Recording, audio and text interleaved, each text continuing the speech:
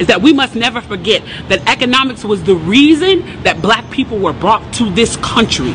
We came to do the agricultural work in the South and the textile work in the North. Do you understand that? That's what we came to do.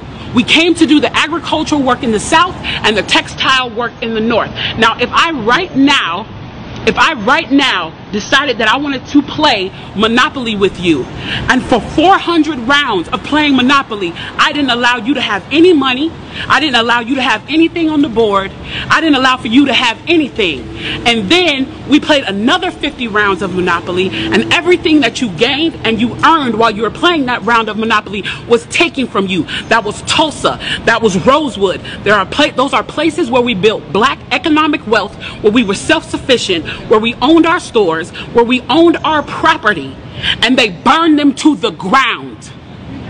So that's 450 years. So for 400 rounds of Monopoly, you don't get to play at all. Not only do you not get to play, you have to play on the behalf of the person that you're playing against. You have to play and make money and earn wealth for them, and then you have to turn it over to them. So then for 50 years, you finally get a little bit and you're allowed to play. And every time that they don't like the way that you're playing, or that you're catching up, or that you're doing something to be self-sufficient, they burn your game. They burn your cards. They burn your Monopoly money. And then finally at the release and the onset of that, they allow you to play, and they say, okay, now you catch up. Now at this point, the only way you're going to catch up in the game is if the person shares the wealth, correct? But what if every time you share the wealth, then there's psychological warfare against you to say, oh, you're an equal opportunity hire.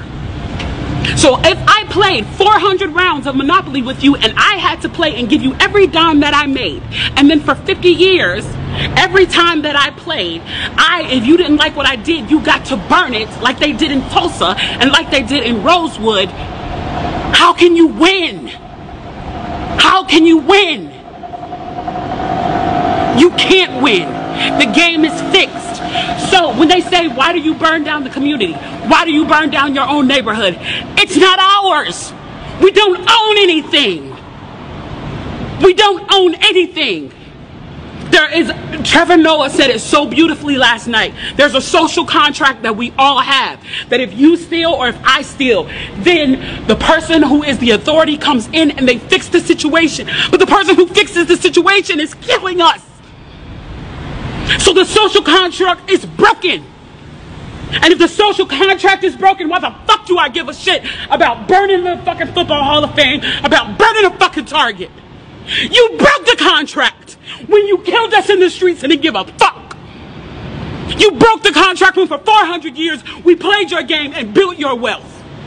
You broke the contract when we built our wealth again on our own, by our bootstraps in Tulsa, and you dropped bombs on us. When we built it in Rosewood and you came in and you slaughtered us. You broke the contract, so fuck your Target. Fuck your Hall of Fame. As far as I'm concerned, they could burn this bitch to the ground, and it still wouldn't be enough. And they are lucky that what black people are looking for is equality and not revenge.